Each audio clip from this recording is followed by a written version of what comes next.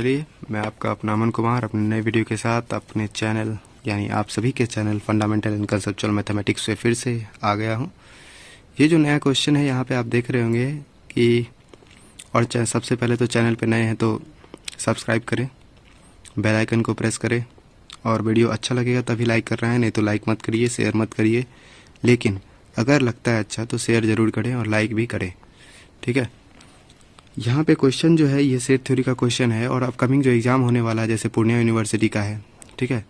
तो पूर्णिया यूनिवर्सिटी के लिए बहुत ज़्यादा इंपॉर्टेंट क्वेश्चन है, ठीक है। ये दोनों में कोई एक पूछ भी सकता है क्योंकि अभी जो ट्रेंड चल रहा है वो 16 मार्क्स का चल रहा है और आप किसी भी यूनिवर्सिटी से बिलोंग करते हो ये दोनों क्वेश्चन बहुत ज़्यादा इंपॉर्टेंट बन जाता है, ठीक है, क्योंकि यहाँ पे दोनों का अलग अलग मेथड से बनाने का, ठीक है। तो अब देखिए यहाँ पे R intersection R dash are two equivalence relation in a non empty set A. Then prove करना है हमको कि आर इंटरसेक्शन आर डैश भी है इक्विवेलेंस रिलेशन और आर यूनियन आर डैश भी है। ये जो है नॉट नेसेसरी, मतलब जरूरी नहीं है कि ये जो है इक्विवेलेंस रिलेशन होगा ही, ठीक है। हो भी सकता है, नहीं भी हो सकता है, ठीक है। तो ये कंडीशन पे डिपेंड करेगा। तो सबसे पहले हम लोग देख लेते हैं आर इंटरसेक्शन आर डैश को, ठीक है। तो सबसे पहले पहला के लिए प्रूफ देख लेते हैं हम लोग, ठीक है। तो सबसे पहले तो हमको ये दिखाना होगा कि हाँ आर इंटरसेक्शन आर डैश भी जो है ये एक तरह का रिलेशन है, किसमें, सेट ए में। क्योंकि यहाँ पे आर और आर डैश तो इक्विवेलेंस रिलेशन है, मतलब सेट में है, लेकिन आर इंटरसेक्शन आर डैश के बारे में तो नहीं पता है आपको कि इसमें है कि नहीं है, ठीक है। तो सबसे पहले तो हम लोग लिख लेते हैं since R and R dash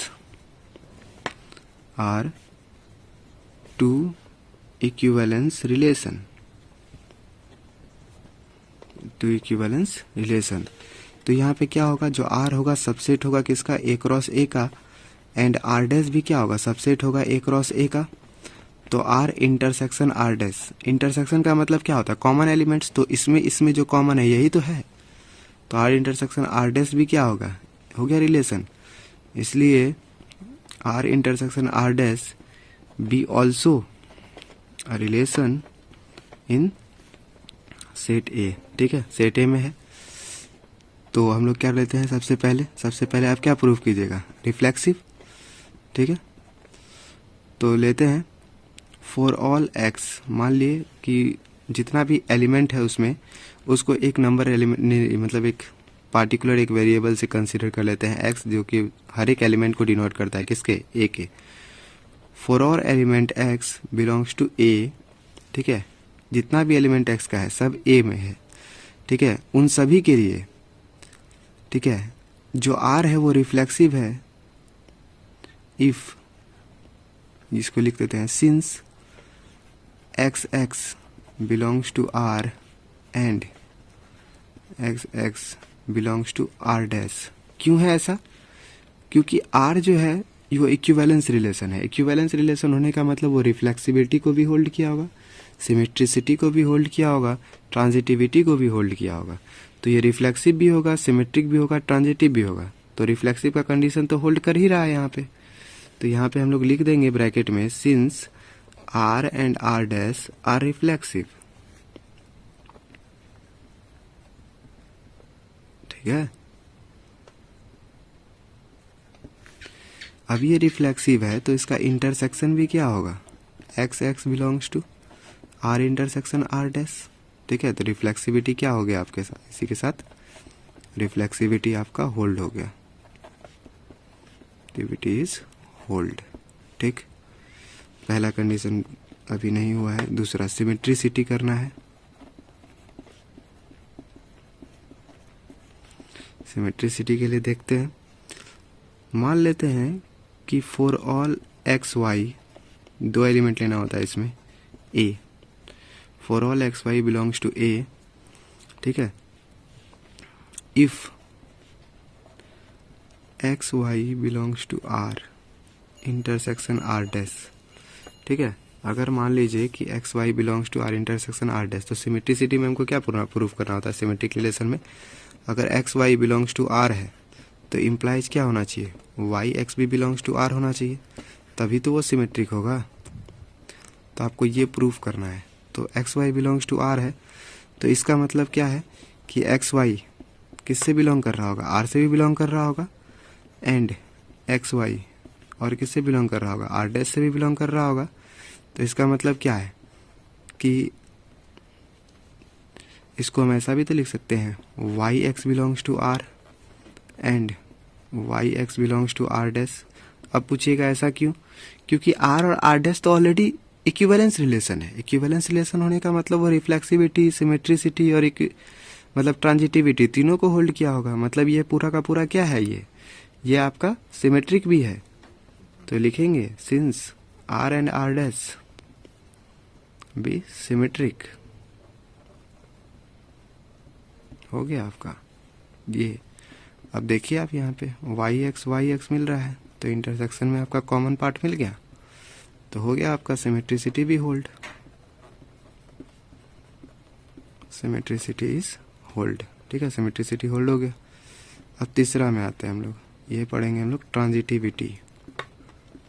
क्या हो जाएगा आपका ये ट्रांजिटिविटी। ट्रांजिटिविटी में क्या है, इसमें 3 एलिमेंट्स को लेना होता है। For all X Y Z belongs to A. ठीक है, ऐसा है कि इफ़ अगर एक्स वाई बिलोंग करता है आर इंटरसेक्शन आर डैश से एंड वाई जेड बिलोंग करता है आर इंटरसेक्शन आर डैश से, तो आप ट्रांजिटिविटी को भी समझ लीजिए। क्या होता है कि अगर x Y belongs to R हो and Y Z belongs to R हो, तो इसका मतलब क्या है कि ट्रांजिटिविटी में ये दोनों खत्म हो जाएगा, x z belongs to R बनेगा। ठीक है, तो ये ट्रांजिटिव का कंडीशन होता है। जो नए हैं उनके लिए मैं माफ़ी चाहूँगा, क्योंकि आपको थोड़ा वेट करना पड़ेगा। ठीक है, तो वीडियो आने वाला है, बस कुछ दिन रुकना पड़ेगा। उसके बाद फिर से जब स्टार्ट होगा तो वो न्यूली लेक्चर्स एकदम पूरा का पूरा स्टार्टिंग चलेगा, स्टार्टिंग से। ठीक है, तो थोड़ा दिन वेट करें प्लीज़। तो गुस्साए मत, सब्सक्राइब जरूर करना है।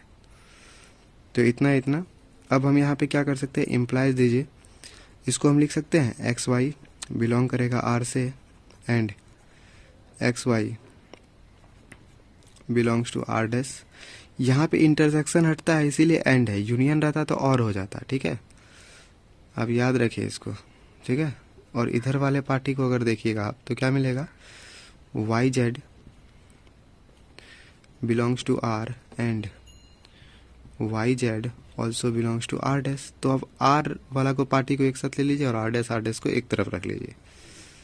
तो ये x Y belongs to R and Y Z belongs to R, एक हो गया।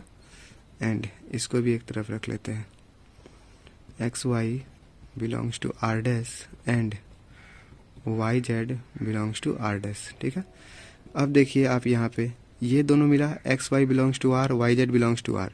क्योंकि आर जो है ट्रांजिट इक्विवेलेंस रिलेशन है, तो ट्रांजिटिव को होल्ड किया होगा।